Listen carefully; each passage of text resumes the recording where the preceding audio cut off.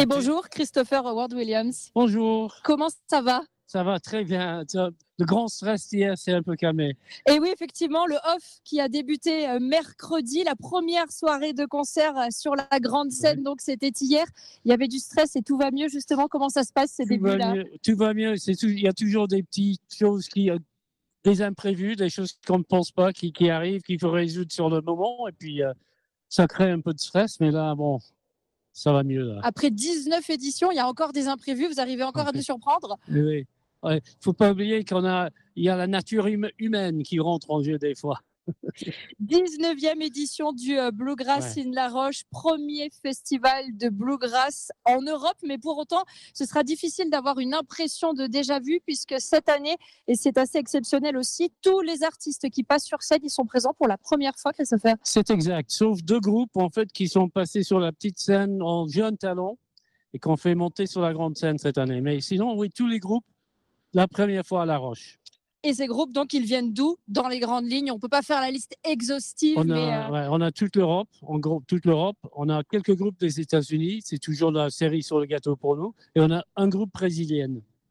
Ça, c'est assez exceptionnel. Brésiliens qui vivent en Allemagne, d'ailleurs. Ils vivent en fait à Berlin, mais oui, mais c'est l'Amérique du Sud. C'est la première fois qu'on a l'Amérique du Sud ici. Parce que c'est vrai que quand on se parle musique bluegrass, on ne s'attend pas forcément à avoir certaines nationalités, certains pays représentés, mais ça témoigne de l'évolution de cette musique aussi. C'est surtout, oui, aux États-Unis et dans les États du Sud, mais on a de plus en plus, nous, des groupes californiens qui viennent. Et on voit qu'en Europe, ça se développe. Et ce qui est sympathique, c'est de plus en plus de jeunes. On voit des jeunes, vous allez voir le groupe qui va venir tout à l'heure, des jeunes de Californie avec des cheveux très longs, enfin, ils ont 19, 18 ans. On les verrait plus faire du surf, c'est ça? Oui, il y en a un qui en fait. On lui a demandé ça ce matin.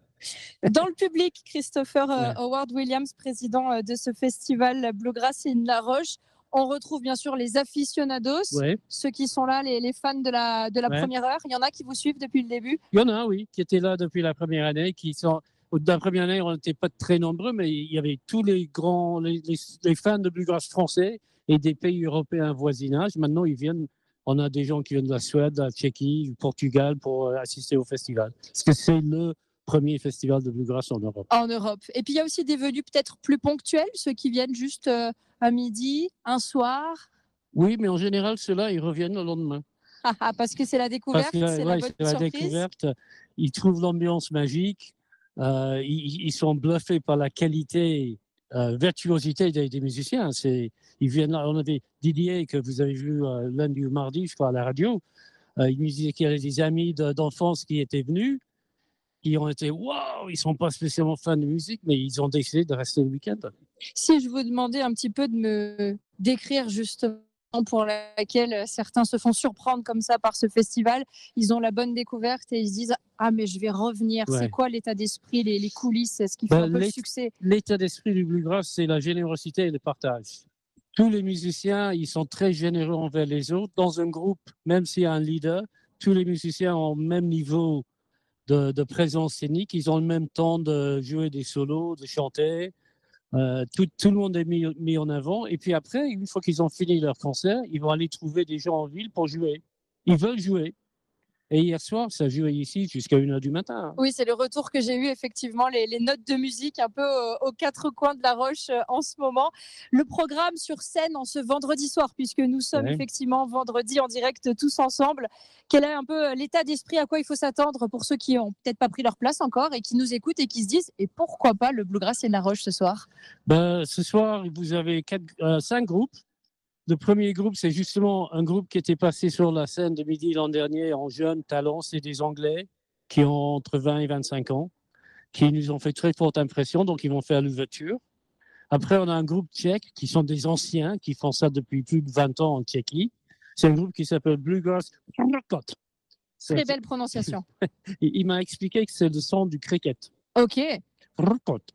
Après, on a le groupe que j'adore, Luis Gomez, c'est un banduriste espagnol qui a créé ce groupe avec un Tchèque, un Français au violon, un Tchèque à la guitare, et c'est vraiment le groupe européen.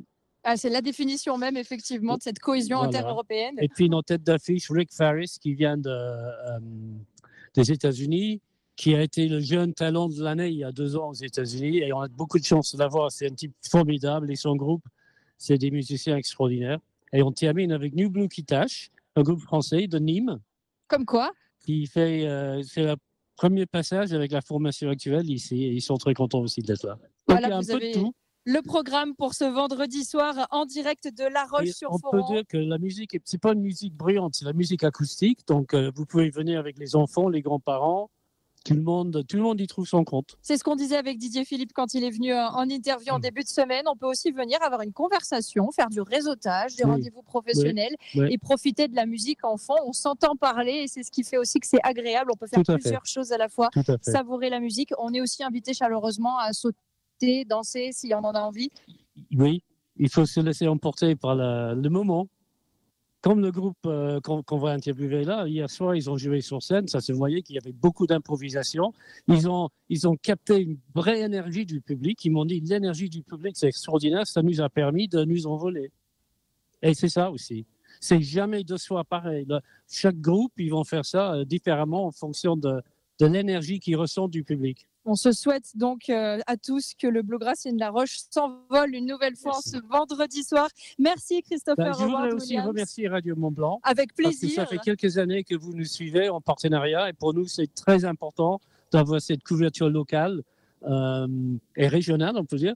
Et vraiment, ça lui fait plaisir. Merci beaucoup. Et même international, on peut le dire, puisque nous avons la chance d'avoir des auditeurs de partout à travers le monde. Plaisir partagé.